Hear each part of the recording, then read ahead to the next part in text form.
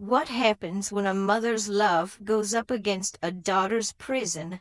We're diving into a story about a desperate fight to save someone from a danger you can't even see, a prison built not with bars, but with manipulation and fear. And it all kicked off with one single, hopeful text message. So imagine this. After more than a year of complete, painful silence, a mother named Elizabeth gets this text from her estranged daughter Emily. A whole year of nothing. For a mom, that's gotta feel like losing someone who's still right there. So these words, "I miss you," man, that's like finding water in a desert. This was it. This was the chance to finally reconnect. But you know that feeling you get, that little voice in the back of your head? As Elizabeth got ready for that reunion, she just couldn't shake a deep sense of unease. Was this really a simple invitation, or was something much, much darker at play? And that brings us to the night of the dinner. Elizabeth pulls up to the house. A house she actually helped her daughter buy, you know? Her heart is just filled with hope. The house is quiet, but as she walks towards that front door, her entire world is about to be turned upside down. Before she can even ring the bell, the housekeeper, Maria, runs out to meet her, her face just filled with terror.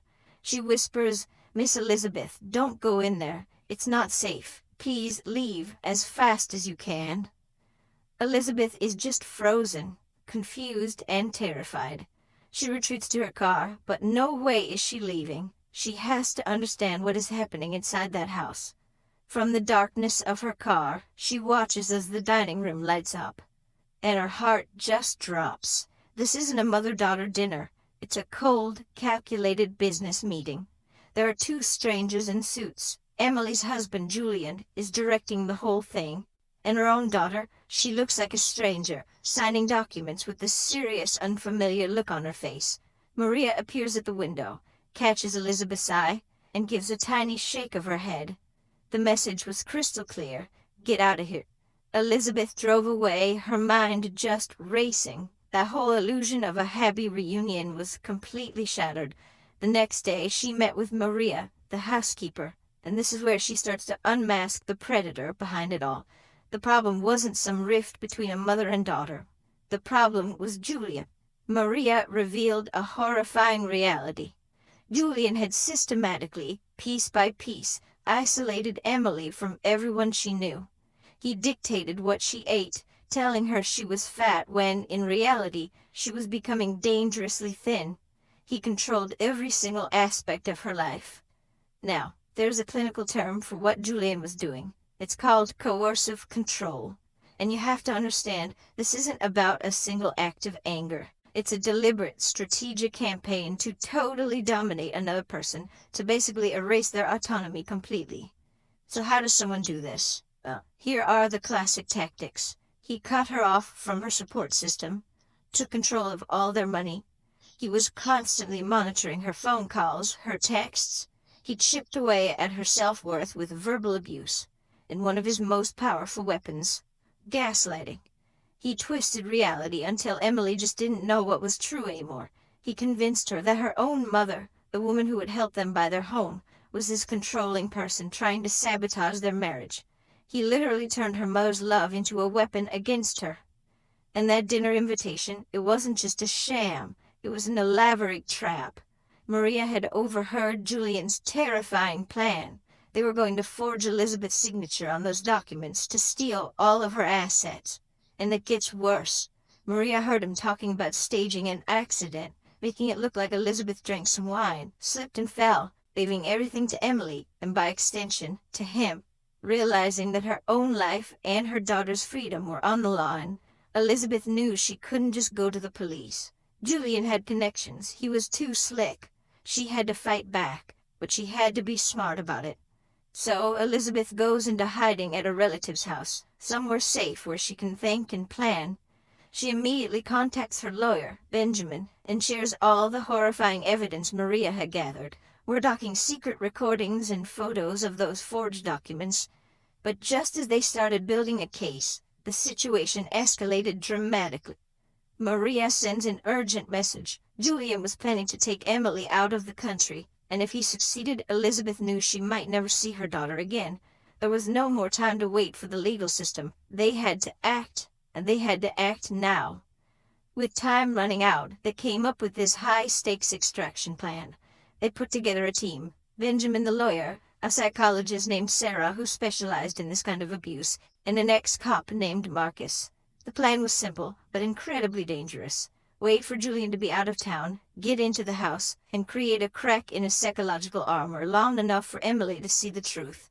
When the day came, the team moved in, but the woman they found inside was a ghost of the person she once was, and they quickly realized that breaking through Julian's control was going to be the hardest part of the entire mission. They found Emily looking frail, frightened, and just completely brainwashed. She was wearing these baggy clothes to hide how thin she'd become, and she immediately started repeating Julian's lies, that her mother was controlling, that everyone was against them. She was living in a prison inside her own mind. And this highlights one of the most insidious parts of coercive control. When they tried to explain what was happening, Emily's first defense was, "He never hit me." Like so many people, she believed that if there were no physical bruises, it couldn't be real abuse. But as the team presented her with the evidence, the recordings, the forgeries, the truth about the planned accident, you could see something begin to shift. Then Julian called for his hourly check-in, and for the very first time, Emily lied to him. Then, in a moment of just stunning courage, she hung up the phone, looked at her mom, and said, "We have to go." She chose to trust her mother. She chose to be free. With Emily's brave testimony, where she detailed years of psychological abuse and presented all the evidence of his crimes, Julian was sentenced to 15 years in prison. The predator was finally caged. But, getting Emily out of that house was really just the first step. The journey of healing, of rediscovering the person she was before Julian, well, that was going to be long and difficult. About 6 months after the rescue, Julian was convicted. That's when Emily began intensive therapy, and it took years to unlearn the lies and rebuild her sense of self.